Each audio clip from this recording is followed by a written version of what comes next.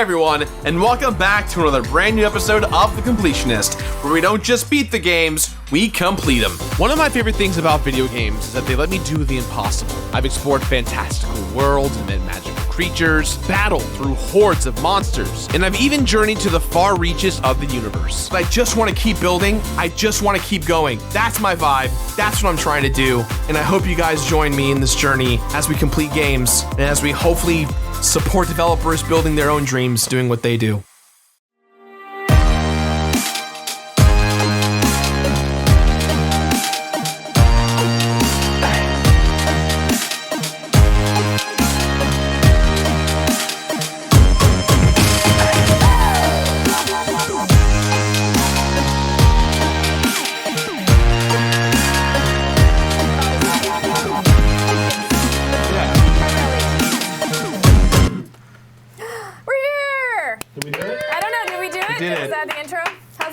Is it staying straight? Okay. That's good. Thank you. Thanks for coming. No problem. Thank you for having me. I'm really excited to be here. Yeah. You've been up to a ton of stuff. I am a very busy person, unfortunately. Yes. I am busy. I guess it's good to be busy, but I definitely do way too much. Mm-hmm. Okay, so you have you're also working the holiday season. Yes. You just finished a tour. I did, yes. Of what, 8 cities? How many? I did 8 cities, yes. I did the Midwest. So I did the Midwest and I ended in Denver. Because my sister lives in Denver and she wanted to see the show. So I made sure to, that was like my Christmas gift to her was, I'm coming to your city to do the show. Oh, wow. That's so sweet. That's a baller gift. That's a baller gift, yeah. How come she lives in Denver? Did she study there? Or? No, so she owns her own business in Los Angeles, in Manhattan Beach specifically, and she wanted to buy a home for her and her family, and it's so expensive here that Denver's amazing. She just like bought a beautiful home that's very affordable in Denver, and she just basically works from home and flies in a couple times a month. That's the dream. Yeah. That is the dream. I've been trying to convince you to let us do that. We've talked about doing that. I've been trying to tell you, let us do that. I know. I'm terrible. Okay, so that's cool. So so talk about busy, because I feel like you were describing earlier, it's like the YouTube lifestyle. You just always have to be kind of on or doing something. Do you ever feel like you can ever take a break? Or how do you balance that? No, I haven't. So I've been doing YouTube for 8 years. Oh, wow. Almost a decade. Almost a decade, yeah. Started 2002? No, wait. 2011. Pre-internet, pre-YouTube.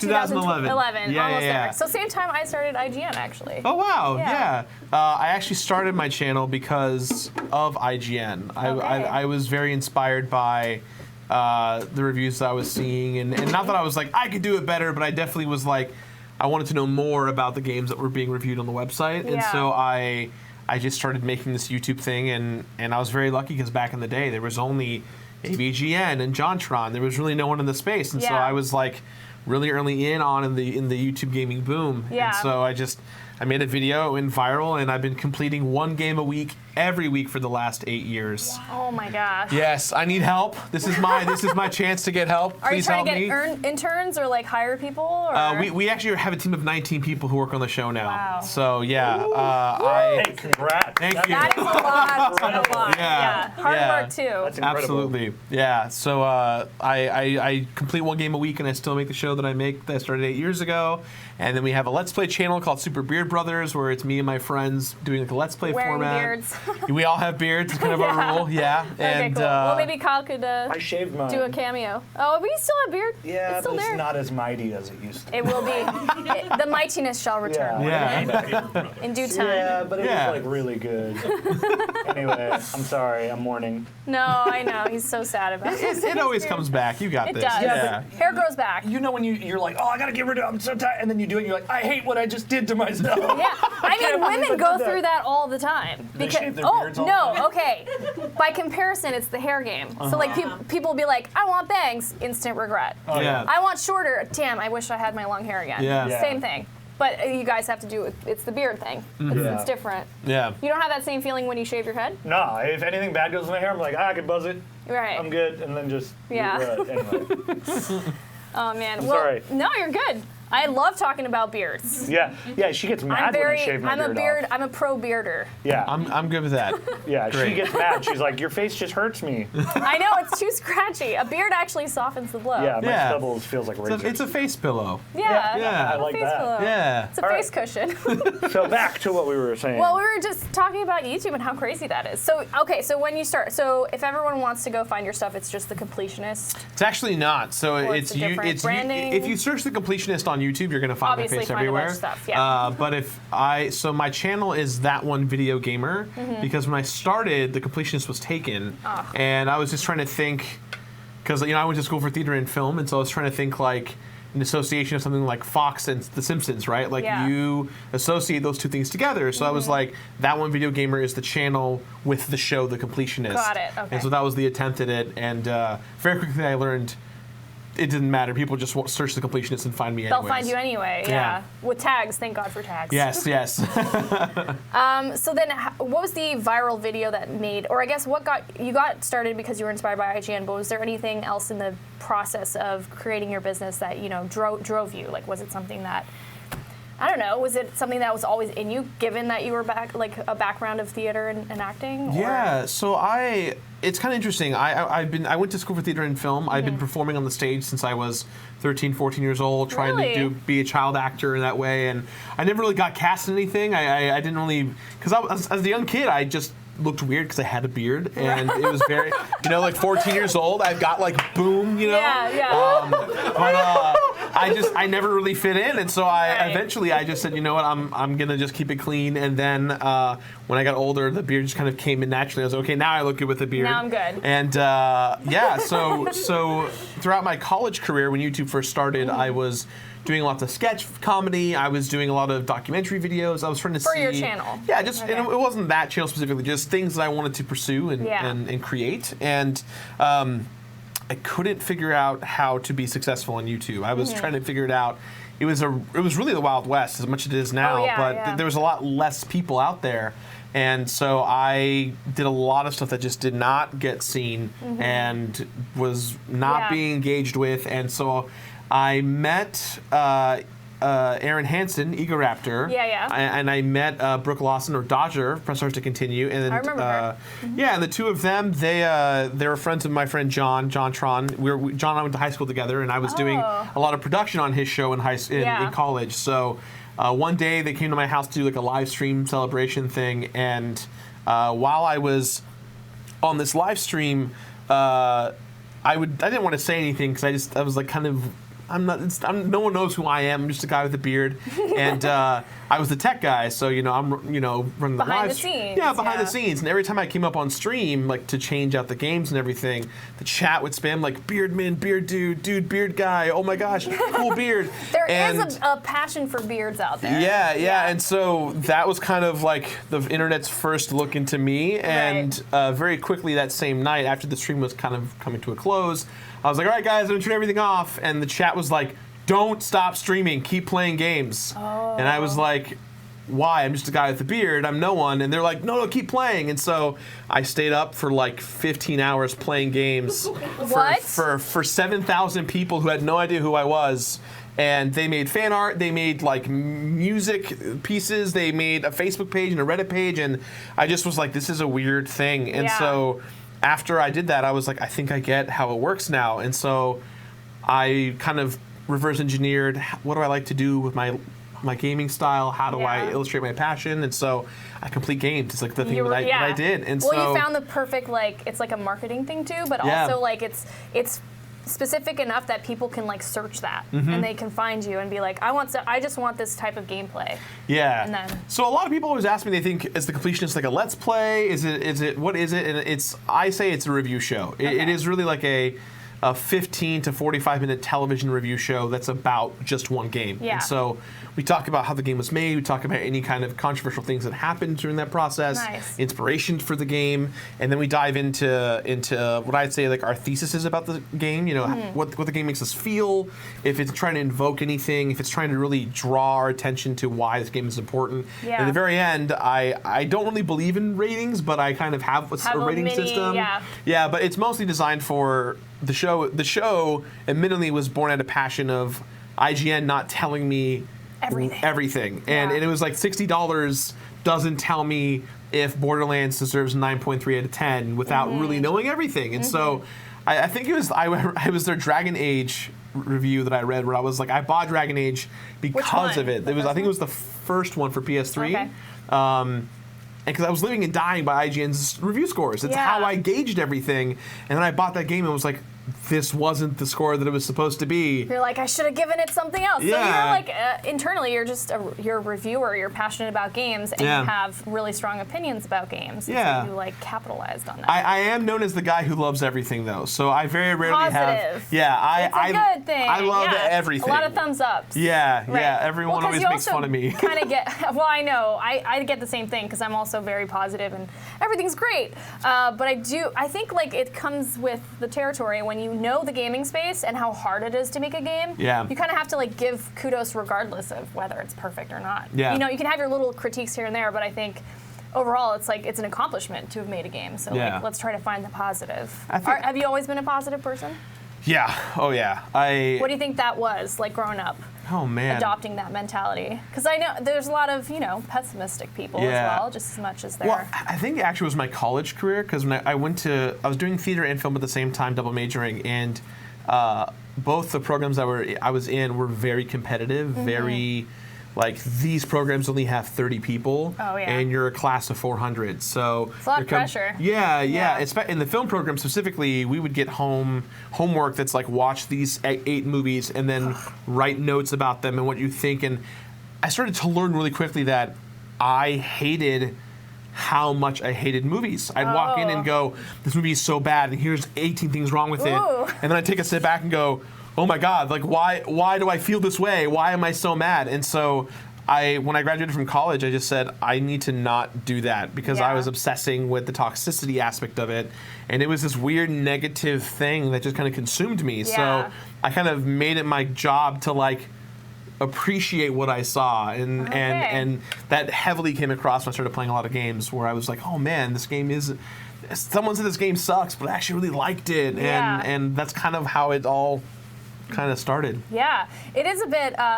Do you study ever like how the brain works and stuff like that? Oh, absolutely. Okay. Yeah. So I think what you did is you kind of you rewired your thinking in that you were like, you know what, I'm not liking this, how it's making me feel, just being negative all the time, and so you kind of have to put in a little extra effort to be like, more positive, and then you kind of go down the slope, and then you're like, now this is easy. Yeah. It takes a while to get there at first. It's breaking the habit for yourself, so it becomes more routine that what because especially when you're playing games right nowadays in 2019, we have so many games to play. So many. All the time. Yeah. How are we supposed to have time to play everything? You can't. And also have develop a taste from everything that's out there too. Yeah, it feels like anyone nowadays can make a game, but whether or not the game is good or bad depends on who's working on it or the budget and production. And so we're all kind of in this consensus of there's only so many hours in a week or a month or a day that we really can spend playing a game. And so I feel like that's where the reviews from media really helpful. Really helpful to kind of curb your interest in that kind of thing. Yeah. Did you find that there was any specific game that you really liked but that most people really hated? Do you have any examples that you can remember? I know that might be difficult to go through all the games because you've played so many. Yeah. But I think for me it's the Sonic franchise. I think everyone loves to crap on Sonic and they give him such a bad rap, but I love them. They're fun. They're fun. Yeah.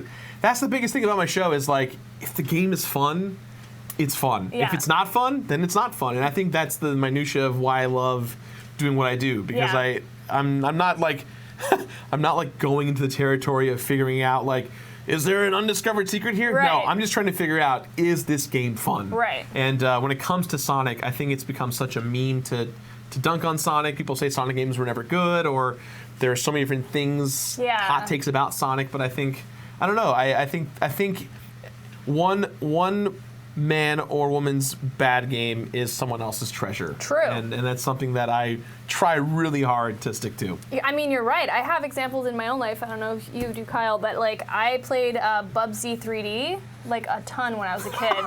But that is like a really notoriously bad game. Yes, it is. Have you played it recently? I could go back because I probably still have it at my parents' house, but I haven't gone back. I don't know, but I have very vivid memories of playing that and loving it, and enjoying it. Oh, yeah. So here's a question from the audience. GK Gamer Fan. Is there a secret to completing bad games, or do you switch to another? Ooh. Oh, man. That is a solid question. Goes with what you were talking about. It goes perfectly with what we were talking about. Yeah. Yeah. What do you think? Is there a secret to completing bad games, or do you switch? So when I first started doing YouTube, it was one a week, and when we started to really get into the minutia of building the company, bringing people in, I realized that in order to stay in the ability to do things like go to the Game Awards or do an event at this company, we started to really dive into bulk completing games. And so for me, I am playing anywhere from 1 to 8 games at any given moment. Whoa. And we very rarely do bad games just because, again, that bad mentality of that. But if we do a bad game, it's the notoriously, there's no arguing about it. It's like Sonic 06 is a prime example. That game is terrible no matter what you say. Pepsi Man. Never played that one. Have you ever heard of it? No. Okay. Are you ready for it? Okay.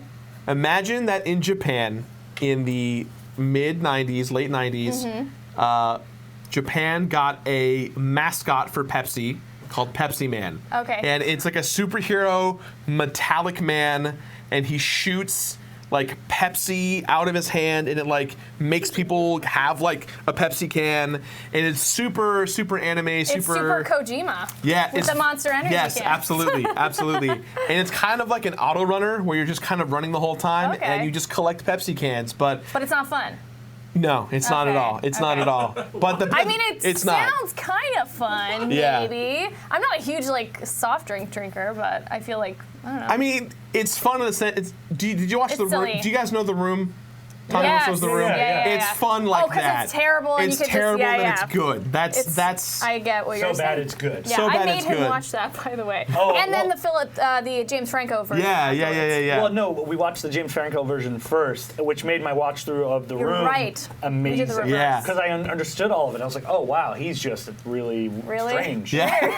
Very strange guy. Right. Yeah. Okay, so that's how you'd compare it. Yeah, that makes sense. Okay, so tell me about your schedule while I try to cut this bread here. Yeah. We've got some cake, and we're gonna cut some for the crew here, as well as for everybody at this table. But yeah, we can actually like dive into some of this stuff because I feel like it's just been sitting here, and here I am eyeing these kisses. Yeah. Wow, I love kisses. Oh, here's I bet Gerard had good seats at the awards. Yeah. I'm gonna be real. Shaheen commented that. No, but look, Shaheen and Colin have been having a little fun back and forth What have they been doing? in the comments, like they're not standing next to each other right back there. This is hilarious. People commented. All right. Oh, could you pass the plates, actually? Yes. We're having a funsies time here. Yeah, I don't It's know the if holidays. Here, just take all Are of you them. doing anything? Okay, so you're not breaking for the holidays, you said. No, we never break during the holidays. We work throughout the whole thing. So you're saying you do 1 to 8 games at a time. What's that schedule like for you? Is it 9 to 5 or? It's so crazy. It's stupidly crazy.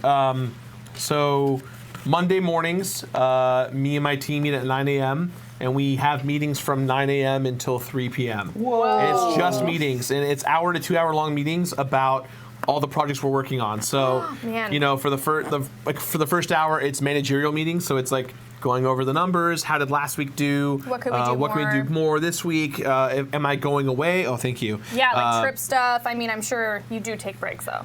No. I literally take zero breaks. I never take 0 breaks. Oh my God. I took one vacation 2 years ago. And even at that, I brought my work with me. I'm going to force you to take a vacation. I would love that.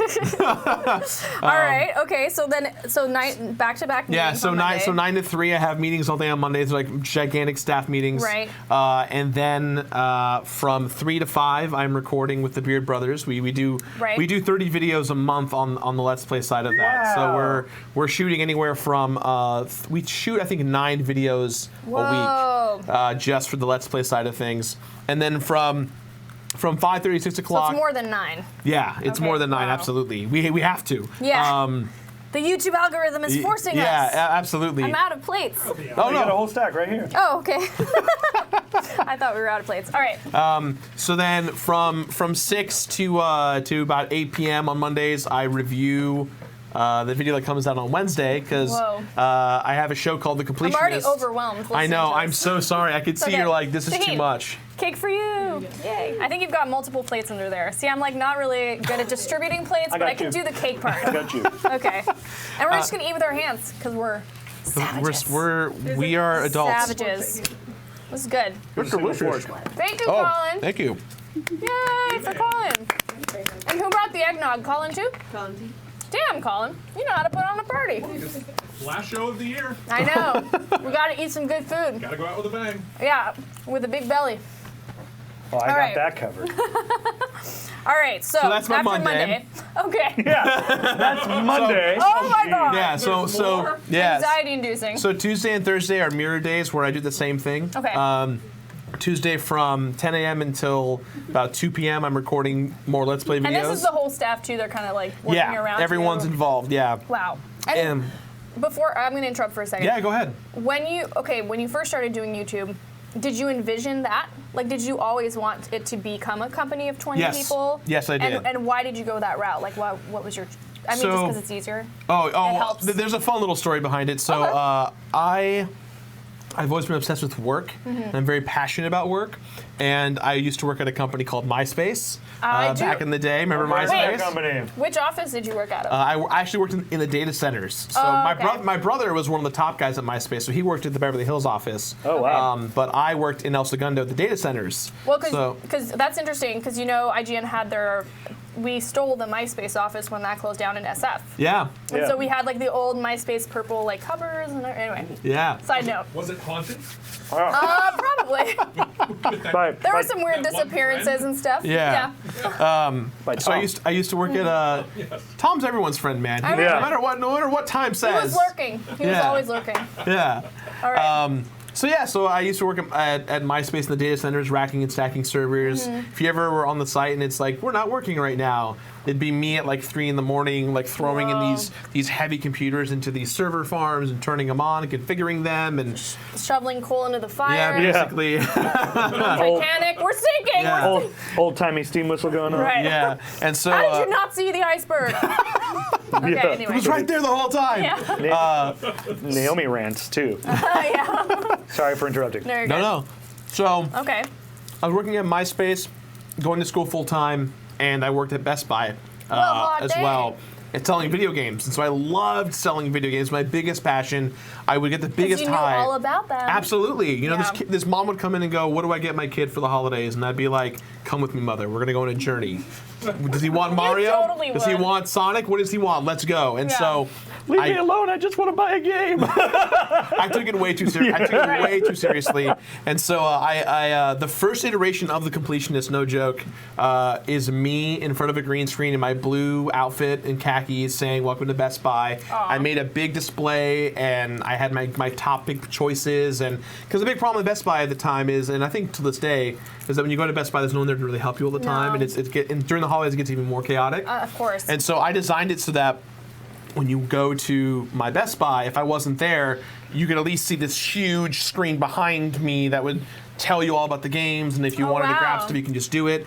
And so that's incredible. Yeah. So long story short, I went through the corporate chain of possibly getting promoted and getting the ability to possibly help marketing at Best Buy corporate, and I went through all these loops and fun things that eventually wore many hats. Yeah, and eventually it led to nothing, and I just got immediately crushed from that thing, and I told myself that day, like when I got the news that I didn't get the job that I was being offered, I just said, you know what? From now on, I can no longer be anyone's boss. I can't do it. Yeah. I put my heart and soul into this stupid little store, putting games and selling stuff and putting in overtime during the holidays and being the best employee. And at least trying to be. Yeah. And I just kind of had this crossroads of I cannot do this anymore. I have to be my own boss. Good. And so I quit. I did the YouTube thing, and most YouTubers just kind of fall into it. I came in with a battle plan. I came in going, I'm going to make money because I can't go back to working for someone else. Okay. And so early on, You sound like me. Yeah. That's like the exact reason I started my business. What did you put into place? For those who, I guess, also want to go on this, similar path. Why are you laughing? Well, just because I was so wide-eyed about it, right? I was so like, oh man, this is gonna work. Yeah. It totally didn't work. Oh, it was not. I thought I had it in the bag. Well, sometimes when I don't know how old you were, but like when you're younger, like sky's the limit. The world's my oyster. I could do anything. Absolutely. Yeah, you kind of go in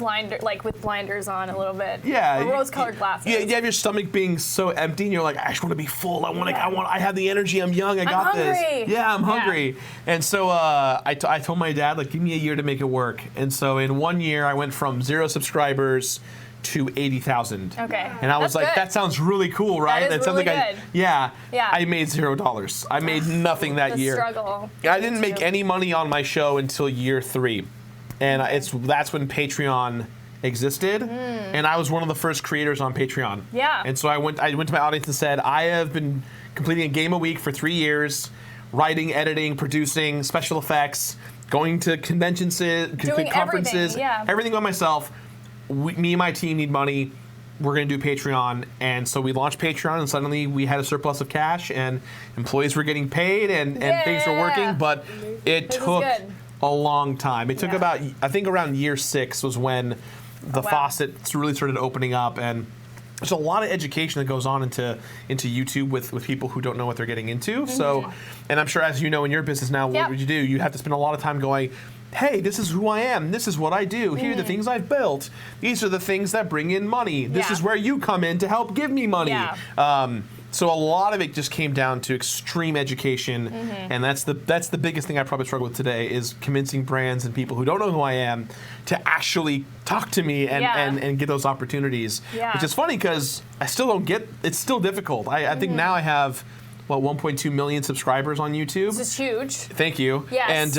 And thank you. That is amazing. I'll take those golf claps. Thank you. Very, very good. I mean, it's hard to get to 1 million. It definitely. It's almost. It seems. Even for me, like it's not always like this easy thing that can happen to everybody. It really takes a lot of work. It's not all rainbows and sunshine and people when they think of a YouTuber, they're like, oh, like PewDiePie or Markiplier or Ninja, and it's like those guys all had flash in the pan moments where their careers were made overnight and they made incredible businesses and they thrived. I have always been the little engine that could, and I've just been slowly climbing this mountain. And even though I'm like, I've learned that when you get to the top of one mountain, there's another one that's even twice as big, and you're getting ready to climb that one next. And so it's always just nonstop work. Yeah. I mean, it's true. It's I also have to do similar things. I have a Patreon, and we had our guest Greg come on, who also had a similar thing where he launched or was able to build his business off of Patreon and the support of other people.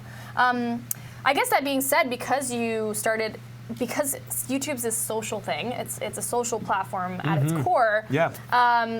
Was there ever a time where you were like, this is just too hard? The challenges are too great, or perhaps you were like, no, the community's keeping me going. Like, what was your perspective on being a part of a social platform like YouTube? Oh man, what a great question. I think for me, the thing that the community really kept me on top. Really just seeing, I don't know how often you go to conferences like PAX or anything. Everything. I mean, I'm there almost. I'm going to CES next year. Oh, absolutely. Yeah, of course you are. You're there every time. I'm always there. Yeah. There's some I skip, but like this year I somehow didn't manage skipping any. So yeah. Well, next year I'll skip the big ones. I don't know. You say that now. I always get called back. You say that now, but they call you back. I know. One of you says they want, and I'll be like, please invite me. Please don't make me miss out on this.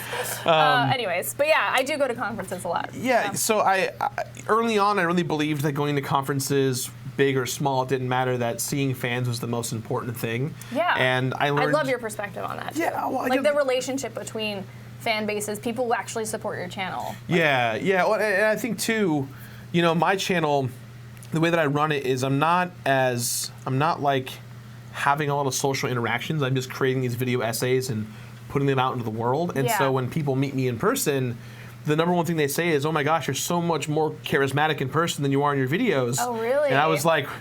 Well, because it's not live. Yeah, it's not live. Yeah. Now you're getting the real thing here. Yeah. But I understand, because it's these pre-made, really thoughtful thought out show pieces. They're basically like, people make movies and TV shows, same thing. You're just, absolutely. It's pre-planned, it's structured.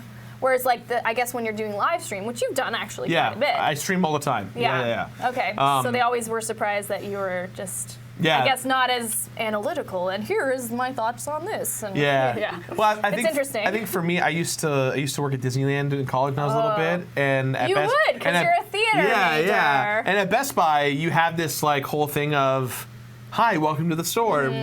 Come on in." And so when I meet someone, I'm like, "Hi, it's nice to meet you," and they're always like, "Why are you being so nice to me?" Every time there's a shock there. I have made several little kids cry when I'm like, "Hi, come say hello," and they're like, "No, this was too much. This was a mistake." But it's so worth it. It's so worth it to see their face light up and when they say, "Hey, I've had such a hard time," and your videos really got me through something, and to have that kind of connection is the reason why I just kept going. And despite my health and the financial stuff that was all attached to it, and the social pressures of being an influencer, it's so weird. It's so weird the medium that we live in and operate in. Very strange. Yeah. And I'd imagine it's even weirder because you think about like Hollywood stars and stuff. They didn't have to interact with the social audience at all. It was just based on like, oh, your movie did great, cool. Like that was the limit. And now it's every single thing you do online has a reaction and has an audience. So I guess my question to you is like, what was something that you didn't realize going in that now is essential to what you do? I didn't realize how important it was to build a community that was as open and accepting to people who didn't belong. Yeah. Because everyone always makes fun of nerds, right? Like, gamers, goo, we're gross. But I think I learned pretty quickly that I don't think we're the weird ones. Everyone else is the weird ones. Yeah. And we've actually tapped into the weirdest part of it, I guess. Yeah. And thank God the internet. Yeah. I guess it's all the internet, and it's brought to light a lot of like people's loneliness, people's like need for attention. There's so many different varied people out there that we hadn't been exposed to until the internet. Well, there's a stigma that like women don't play games, right? But like also that 52% of the gaming market is women. Like how do you not think that a woman plays games when I know. Like you get on Xbox Live and it's like, are you a girl? It's like it took us a while to get the marketing right so that people were like it was a true representation of the gaming community. Yeah. And I think going into that, I just didn't know where the scope was of the communities. And so when I really started going to conferences and seeing people, you meet a lot of LGBTQ people who are like struggling with transitioning or dealing stuff with at home. And when I saw that, I was like, oh my, I want to hug them. I want to protect them. I didn't know this pocket of people existed in this way. And, you kind of learned that everything you say with or without context is either a damning statement or a protective statement. Yeah. And so I've learned pretty early on in my social media career that I try and talk about what I love, which is video games. Yeah. And I try and keep any kind of political bias, any kind of debate, because to me, people aren't watching me to be like... You're a different vertical. Yeah. Like you're doing this thing and then let those other people talk about that other thing. And in that way, I'm inclusive to everyone, because I do believe in supporting everyone of every walk of life out there. And I think we're just so used to being put in these rigid boxes of red or blue or black and white and right and wrong and gray. But life's about the gray area. Life is about navigating in the proper channels. And I learned that was the number one thing I wish I had better insight in early on, because I would have made better decisions. Were you trying to be more a certain way, or like what do you think you were trying to do that didn't work? I think it came down to I just didn't know. I was so ignorant. I grew up in a very wealthy community, and I mean the area that I grew up in, my family was well off. We were the poor kids of this community. That's how like skewed it all was. Right. And so I rarely saw people of color, people of race, people of sexual preferences. And so it was a super eye-opening. I mean, and I do theater, right? So like when I started doing theater, I started seeing a lot more, being more comfortable with it. Also as a theater, like somebody who's an entertainer like you, to be aware of all these different things, because it also helps inform you and like inform the work that you do and your persona that you're putting out there into the world, so that it is this inclusive kind of thing.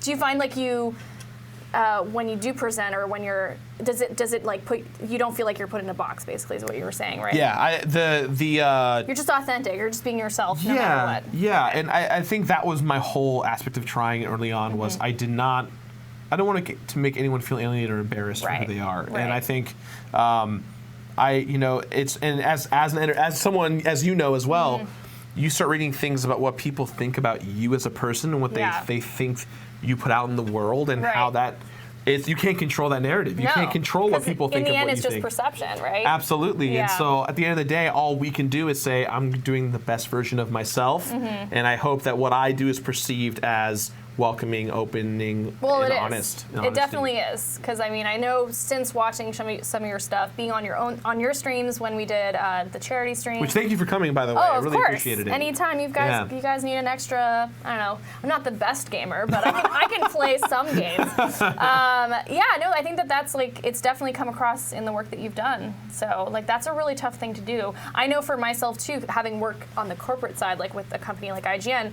I always had to balance that, you know? And I also worried like, ooh, is this like maybe, am I being too like, how do you call it? I guess too goody two shoes, or like too, like not having an opinion, like trying to be too middle of the road, not causing any problems. Yeah, exactly. Yeah. So I mean, it's something that I've tried to balance and figure out for myself now that I'm free of that.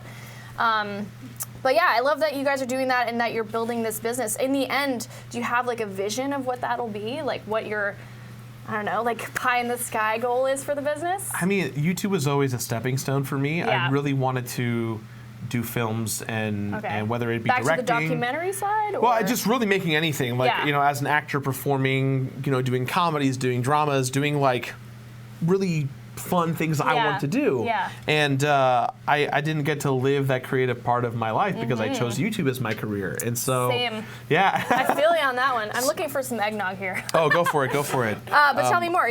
So in that mindset, do you want to eventually go back to that world, like do some theater or whatever that ends up being? Yeah, that's actually why. Does anyone else want eggnog? There is a little bit left. There is a tad bit left, guys. It's up for the taking. Me, says Leela. Or Lil Lulux. That's an interesting name. Okay. Give me some, Amar. There you go. Pour it out. Oh, here's a good question before we move on from something. Let's get one more deep question in. Yeah. You ever feel burnout? Because I mean, I was almost getting to that in your response earlier because you never seem to stop working. But I guess, like, is there any balancing act that you do? Do you try to like take a day off and just do nothing, zone out, turn off social media? Is there any process that you found has worked? Or maybe you haven't even gone to that yet? I haven't found it. I've been looking for a long time. What about playing games? Do you ever find that that's relaxing? It used to be relaxing, but I think There's now. Every time I play a game, whether it's new or old, I have this tendency to go, should I be recording this? Should I be writing my notes down? I know, you can never just be I can't turn it off. Playing for nothing, yeah. Yeah. And so I find myself struggling to figure out how to disconnect. Okay. The burnout is definitely real. Yeah. The thing that I've worked really hard to preserve, though, is to not let anyone online know about my burnout struggles. Because I feel like on YouTube, we don't get... A lot of YouTubers love to take their pots and pans and bring them and go, YouTube algorithm this, it's so hard to make money on YouTube. We're being pushed out by corporate companies and all this stuff, and the platform's changing. We're rioting. We'll strike, all this stuff. And so for me, I look at that and I go, well, I agree with everything they're saying. I empathize and sympathize very much so. But that's my problem as an entertainer to establish. Yeah. I have to figure out how to maintain and balance as best I can. So as a business owner and as an entrepreneur, it's my responsibility to provide for my team, and if things change because of it, I might have to do a thing or two that I'm not familiar with. I'll end up doing more mobile ad spots or unboxing videos, whatever it may be. But if it means that I get to keep doing this a little bit longer, if it means that my team of 19 people get to have, food on their table, and you're providing a good livelihood for everybody. Yeah, I try really hard to and not treat them like Best Buy treated you. Exactly. No harsh thing towards Best Buy. I love Best Buy, but yeah, I know that sometimes the corporate life can be unforgiving, and so you're trying to create this culture of like, we're not that. We're here to provide. We care about your livelihood. We care about how your life goes based off what we're trying to build here. Well, yeah, I give my life to my team, and in return they give their life to me, and and in turn we have a community of people who are grateful and supportive and involved. And my community's right here too in chat. Yeah, there you go. Hashtag 12 days is over, Bad Wolf. You're too late. Here I am hating on the community. No, that's good. Maybe take a day off a week, pre-record Let's Plays. That's what he's doing. He's doing all that stuff. But I did want to just end off that idea in that you are basically treating it like a real business. Yeah. Like you don't see people who built, well, Jeff Bezos is a bad example, but like somebody who started out a business and knew the struggle, like they didn't complain about it, they just did it. Yeah. Or rather, they didn't feel forced to have to share that. Yeah. It was like, we know that it's tough to build any sort of empire or thing you're trying to build is going to present a lot of challenges. I will say that it's not an easy thing. If I had to do it now, differently.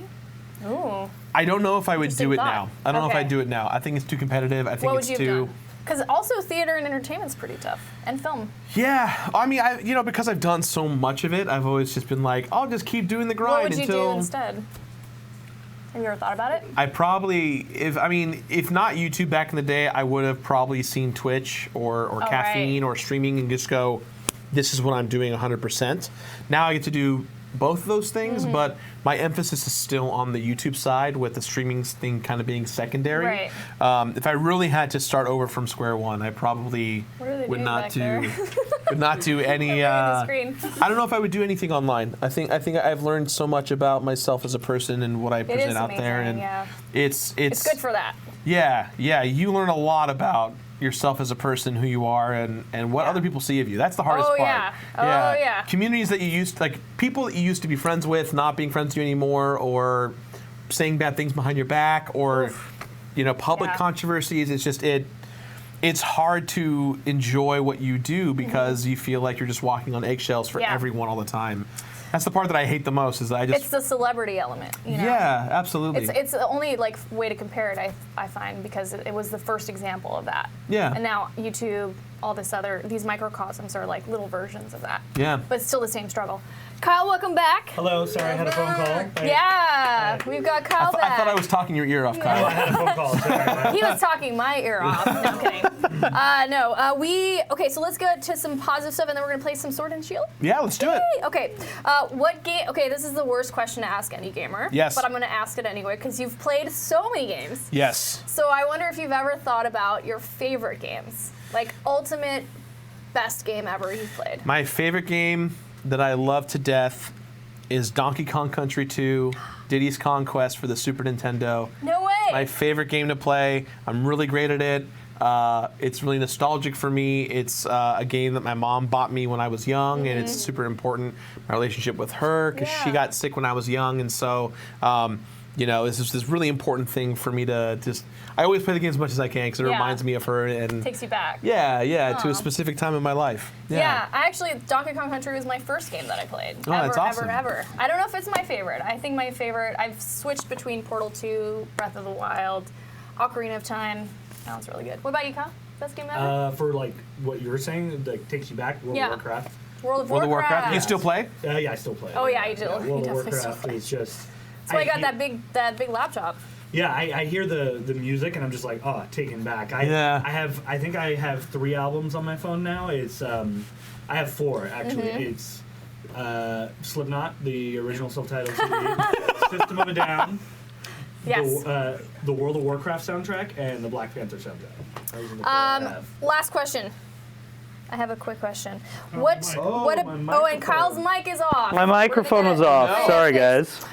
What is something that you're working on for next year that you could talk about?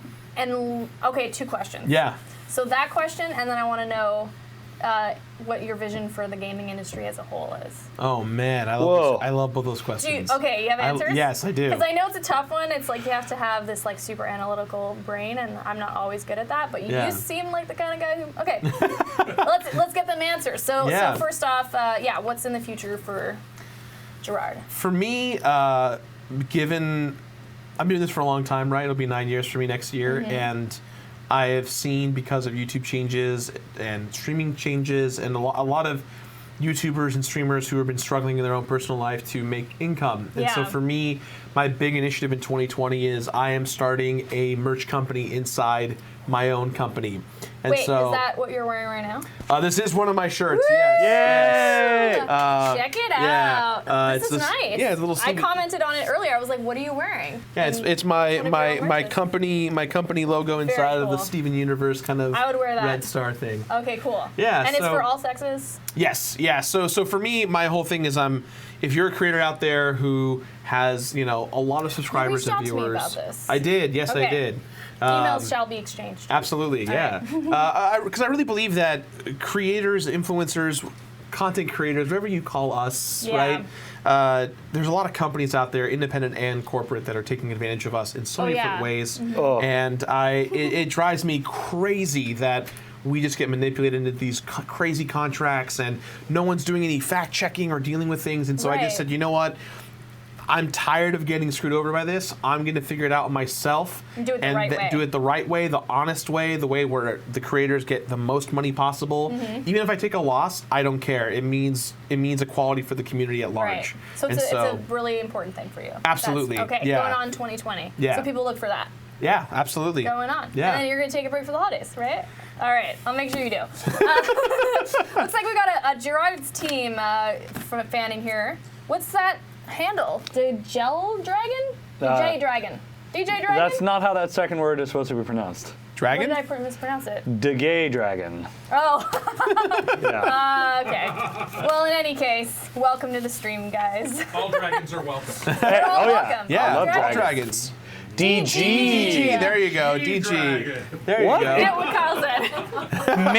May is spelled MEI. It's a good point. Yeah. I see. Yes. Grammatically speaking. Yeah. Or phonetically speaking. Yeah. If it's pronounced GEE, why is it spelled GEI? Like the Bee Gees. It should be GEE. All right. Gerard knows me. Oh, okay. Wink. Yeah, that happens all the time. Okay, so industry as a whole. Quick. Oh man. Quick answer. Dream, or where do you think? What do you vision? What do you think is going to happen? I really want there to stop being a war between media, content creators, and the developers. I want there to be synergy. I crave it every day. On Twitter, I see everyone going crazy at each other's throats, and developers not liking these YouTubers, or YouTubers criticizing media. I really believe that if we're going to survive the changing tide of gaming as an industry, it's time to support each other. It's time to be on the same page. And I get it why it is the way that it is. But I think it's time for us to just be on the same page. And a lot of it is there's too many of us across the board. There's too many. Yeah. There's communities everywhere that we don't know exist, and it's competitive, of course. But I just really wish that we all can be on the same page, and especially the developers. They're putting their heart and souls in the games. Oh my gosh, yes. Yeah, whether you're Santa Monica Studios or you're, House. Like you're putting in your blood, sweat, and tears. You should get your recognition. It is a lot of work to make games. It is so much, not only resources, money, all that stuff, but like people who make these games, like Hellblade or whatever. It's the same struggle, and it's a lot of hard work, and you have to. When you're on a tight budget, making any sort of good game is such a challenge. Yeah. So yeah, I agree with that. That's a really good send-off, I think. Let's play. Well, let's cut to a break. Right, Colin? No, let's play. Let's play? Great. Okay, no break, guys. All right, so I have been playing a lot of Pokemon Sword and Shield. I asked you what you've been playing. Yeah. And we're actually going to do plays with our guests this time around. Yeah. You're the first one. Oh, You're great. the inaugural guest to play games. So I've been playing a lot of Pokemon Sword and Shield. I have a video coming out tomorrow on me completing it. All right, check that out, guys. Yeah, it'll 12 noon tomorrow, California time. Perfect. BST. And so for us, so I don't know how crazy you are into competitive Pokemon at all. Are you? Not at all. But I tried playing Pokemon Eevee. Gotcha. I gave up. Okay.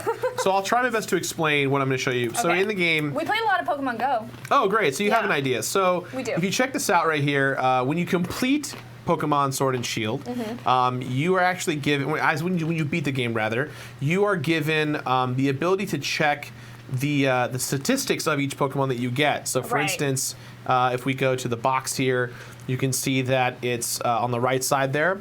Those are all the IVs. The IVs are the stats of the Pokemon. So in the, Like your RPG stats. Yeah, it's more like when you get these Pokemon that you level them up. Each stat, obviously HP, attack, defense, special attack, all that stuff. They all range across the board. So if you look at this is like a 5 IV because Very best is the good. highest, or 4.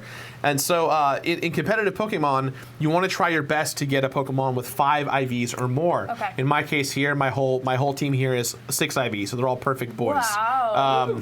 All perfect. All Damn. perfect. But how you get a perfect Pokemon in this game is you have to take a Ditto that has a minimum of 5 IVs and make it mate with other Pokemon because Dittos have no gender. So they can morph. They can morph, exactly. And so... perfect boys. yeah, they're Lamar perfect. says. Yeah. So in order to get a perfect Ditto, as is said, you have to go in the wild area, which is kind of like the Breath of the Wild overworld of Pokemon Sword and Shield. So you'll see here, you can kind of use your little bike, and there's just kind of Pokemon showing up. You can go into battle with them, so on and so forth. But these things right here, these are called dens. So usually if you walk up to it, you can just collect these little watts that are your currency for getting more Pokemon balls or weapons and or items and such. But if you notice, there's like these gigantic pyres of light that are kind of scattered throughout. Yeah. That is a maximum raid battle. Okay. What that means is, in this game, in the Galar region of Pokemon, you can actually walk up to it and you can battle a gigantic Pokemon. They're called Gigantamax. And they're these huge Pokemon that you can just battle. And you team up with 4 other people, and it's almost like Destiny, where it's like a raid, where you have to team up with people and do it. So this one right here, for instance, this is, I'm going to get my watts for going up to it. So this, I didn't want to do that. I was just trying to show you. So this is, I believe it might be Gloom. I don't know what that Pokemon is, but basically, this is a ghost Pokemon that we could fight, and if we fight it, or Ice Flying rather, and if we fight it, we can capture it. So the stars in the corner represent the difficulty of the battle. So That's not so bad. Yeah. So. Out of 5. Yeah, out of 5 is not too bad, but the big thing is, this is like a red light, right? You see this red light here? So I'm going to show you where we started, just to get back to the Ditto conversation.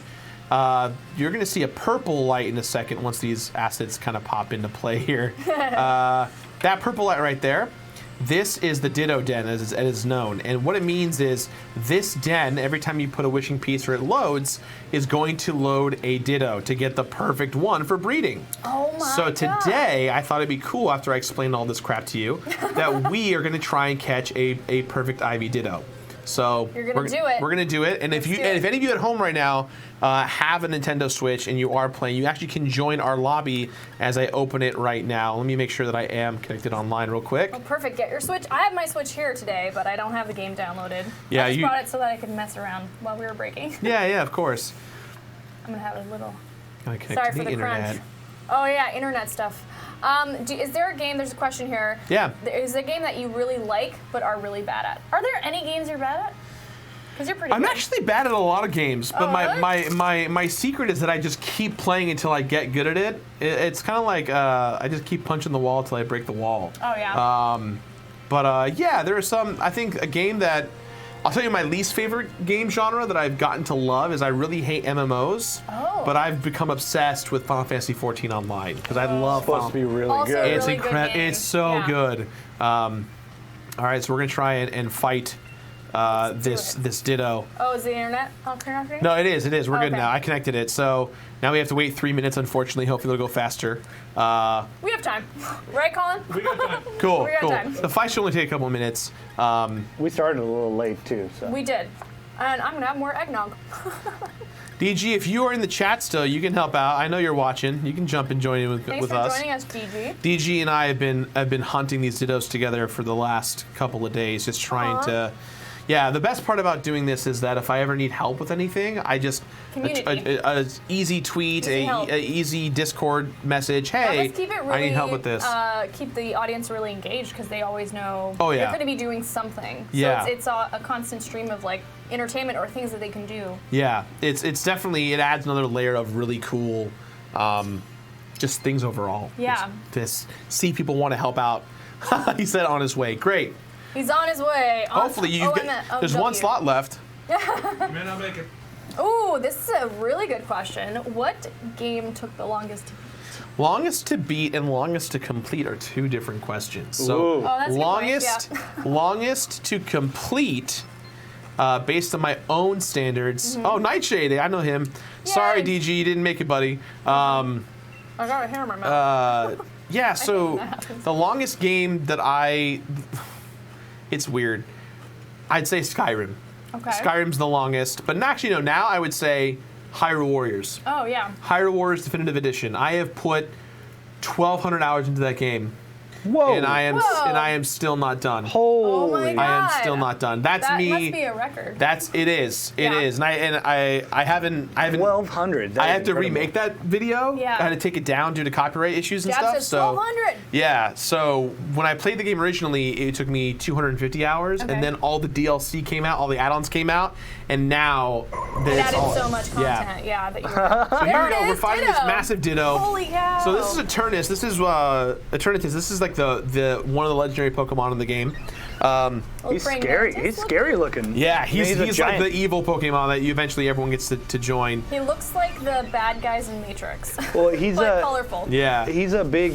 He looks like a skeletal dragon. Yeah, exactly. So I can't Dynamax because Dynamax is when you turn into a big Pokemon. I believe the Charizard. Hopefully they will be doing it, but we're gonna go ahead and do Dynamax Cannon. This is going to really hurt the Ditto a lot. Okay. This Pokemon being the ancient one.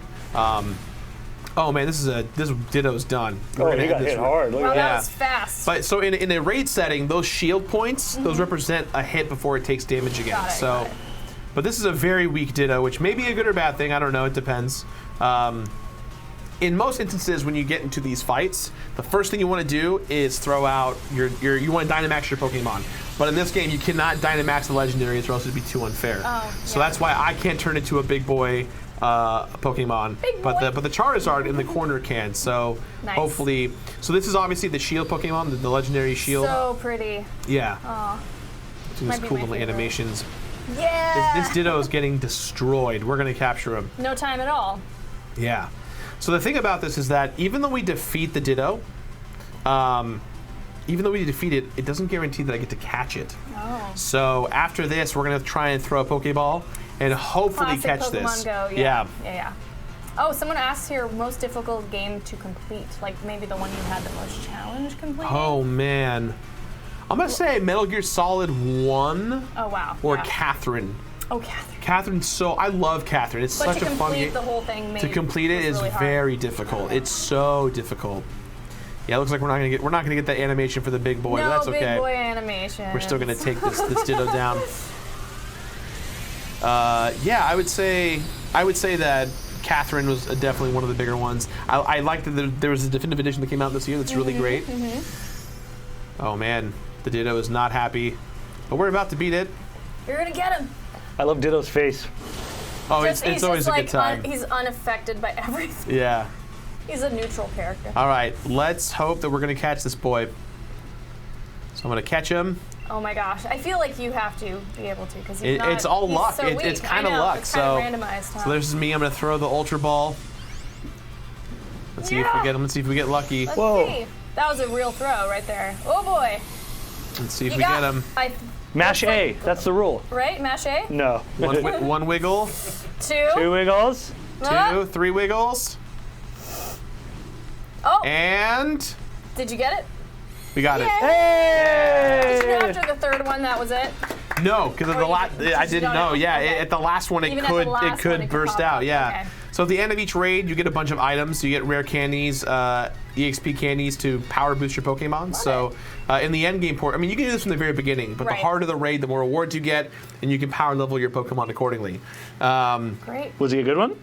We're gonna find out right now. Yeah. So if we open it up, usually in a 5 raid, or 5 IV raid, oh man, I think it's this one right here. So this is a 4 IV Pokemon. Oh, So he's not 100%. He's not the high but yeah, so usually in most cases, if we were all in the room right now, we'd all be really bummed. We would try and farm again to get another Ditto. You But go yeah. womp womp. Womp, Yeah. womp. So you want to, Alright. yeah. And that's basically a little sneak peek at That was Pokemon Sword cool. and Shield. Yeah, Yeah. I appreciate you doing that. We really just wanted to, I don't know, get some gameplay in, like see what you're playing now, right? Like this seems to be consuming a lot of your time. A lot of my time. It looks really fun. Yeah. Do you have like a general review score yet? Or are you still working on that? So my rating is, my score rating scale is donate it, look at it, play it, finish it, complete it. Okay. So I think my video comes out tomorrow. I think I said finish it. Spoilers. Yeah, so I mean it makes sense because completing the Pokédex is not that bad, but Yeah. there also are curries in this game. Oh, okay. You can set up a Pokemon camp actually, and you can play with your Pokemon. You can feed them. Can we go do that now? We certainly can. Do we have time, Colin? Yep. All right. We'll Yeah, go do so- this last thing and then. So these are my Pokemon. They're so oh, cute. They're so cute. Yeah, Beautiful. so I think if I can like toy with Were you them. always into Pokemon, or is it something that's recently spiked your interest? Recently, it's been like, is there a franchise that like defines your gameplay style? Platformers. 3D platformers. I love Banjo-Kazooie, Super Mario Banjo-Kazooie. 64. Yeah. Even like 3D World. Did you play Ori and the Blind Forest? Oh, I loved Ori and Oh, the Blind Forest. so good. Yeah. All right, cool. Yeah, so you can play with your Pokemon. You can actually, I believe, I'm trying to see. Oh, I can That's change cute. toys. So I can like Oh, get play the Pokemon. fetch. So Make the monkey play. Yeah. get it. Go get it. Oh. He's too. He My just went Rapidash, right over his my head. Rapidash though is going over there. Yeah, she's after it, or he? Is she? I think it's a he. He. I think my team unironically Primarily. came out all Aw. boys. And then Look you at do how that. happy she is. So like, Yeah. yeah. Now she's like, I don't care. Yeah, and you can Throw me a new ball. Frozen Con That was one. boring. Oh, cool! I can play with him. Who's your who's your favorite Pokemon? Bulbasaur. Yeah, I love good call. Bulbasaur. Me, it's always been Squirtle. Squirtle, too. But I also love, what's her name? His Eevee? name? No, not Eevee. Oh my God, I'm blanking on it. You're Ah! blanking? Oh, Yeah. if it's Pikachu, you don't. No, it's definitely not. I was gonna that. say, don't blank on the name Pikachu. Mewtwo.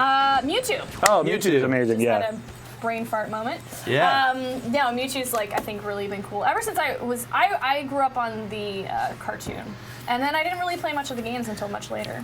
So in this game, you can create all different kinds of curry for your Pokemon. Aw, make them eat the foods. Curry's Yeah, so so you good. can actually do. I haven't really. I've toyed with this already on. In my world, we have what's called a show switch. Okay. And a regular switch, and the show switch is the one that has the completed game save that I completed. Ah. But also to ensure quality, sometimes I'll recomplete a game again for the second time to make sure that I've done a good job and really feeling about my feelings. So Pokemon's been one of those games. So this is my third time actually completing the game. We just love, like Nintendo loves cooking. Okay, so yeah, That's check the this thing. out. There you go. Fan the flames. Fan the flames. You can either do this, or you can just tap A. He's moving his Yeah, you can- controllers like Well, no, that. they have him on camera. I know, I just want to make sure people know what he's doing. Yeah, it looks kind of weird, right? Or you can just bash A. It's like Oh, it okay. doesn't You really. don't necessarily have Yeah, to. you don't have to, but it definitely. Yeah, it doesn't really matter. That's adorable. It is. And now adorable. we're- and also, now we're the Ditto stirring. can't become any of the 3 legendaries for the same reason. Yeah, they can't- Dynamax Pokemon gets huge and stats boost for 3 turns, I think. Yeah, it's 3 turns. So now we're just kind of stirring giving it a good stir. Look how weird I look. I mean, this is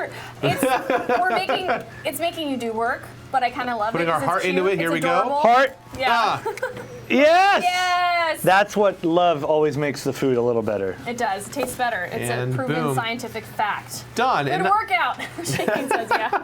And the nice thing is that now all my Pokemon get to eat, so they're all excited. And we made sour herb medley curry. Oh, I'm hungry now. I Yeah. love curry I'm so hungry. much. I'm gonna eat some Fritos. All right. Oh, that's good. Look at that. Yeah. I like how your ancient evil Pokemon's like, good curry. Yeah. All right back to great curry. food. I got a bronze but I could be better as always. Your Pokemon was like, Classic struggle. You did fine. that's not the best curry I've ever tasted. Oh man. Well, that was cool. That was really cool. Yeah. thanks for showing us that. Yeah, of course, no problem. I mean, you're the best person to come on any show and just talk about games forever. Oh, am I gonna? You want me to sign that? Sign. I literally put sign the puck. Yeah. Because I always forget. I forgot Trisha. Where's your marker? Is it in here? Little marker case. Yeah. No, it's not in there. The red one. The red one. He's gonna pull out my makeup bag. I guess you could use like a mascara to mark it. No, we're gonna have you sign our epic swear jar as we do. Oh, wait, here you go. You can we also have the black perfect. marker. But these are colors if you want to, you know, be all cartoonize. Cool. Yeah, like we have. I'm so bad at drawing. This is Kyle, myself. Greg here put a smiley face, kind of funny, obviously, and Carrie Byron did a little something. But we forgot Trisha and our first two guests. We can go find her. We'll get them back.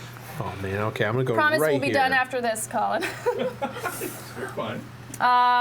Krabby Patty secret ingredient. How is what's that question here? The Ludicolo coming in. Oh, he's good. He's still low level. I'm trying to build like my competitive team, if you will. There, yeah. We got your signature. Yeah. Yay, we're gonna sell it. You know, for $1 million. It's not worth that much. I wish. You're like, I'd be selling I'm sure it. we could make something happen. Take it. Yeah. If you make $1 million on my signature, please. Let me know. Yes, let me know. Oh man, yeah, the classic case of like trying to figure out how to fund stuff like content. Yeah. It's a thing, man. Mm-hmm. It's been so wonderful having you on the show today. Thank you for having me. You were awesome. Hopefully I didn't bore you guys too much. Not at all. I love the insight that you provided. Thank you. And what a great way to wrap up our show for the end of the year. Yeah, absolutely. It's so great. I hope you come back on. Let me know. I'll be here. Yeah, or I'll join one of your streams or something. You're more than welcome to. We'll keep working together. Absolutely. We'll work it out. We're in the same. We're in Los Angeles. Yeah. Let's do it. Let's make it happen. Kyle, always wonderful having your mediocre plays. And Thank stuff. you. I appreciate that. That's a wrap for us in 2019, my friends. Woo! Woo! Yes. Woo! For the crew, thank you all so much for watching, for putting this show together for 6 episodes. We have so many more coming for you in 2020, but we will be breaking for 2 weeks. I know it's a long time. I'm going to miss you guys. I'm going to miss doing this, but we will be right back with a bang on January 10th. Happy holidays. Great show. Thank you so much in the chat, guys. Appreciate all the love. If you guys are watching, please leave some love in chat as our sign off. But yeah, thank you all so much for tuning in. We'll be back in January. Goodbye. Bye. Thank you so much. Goodbye.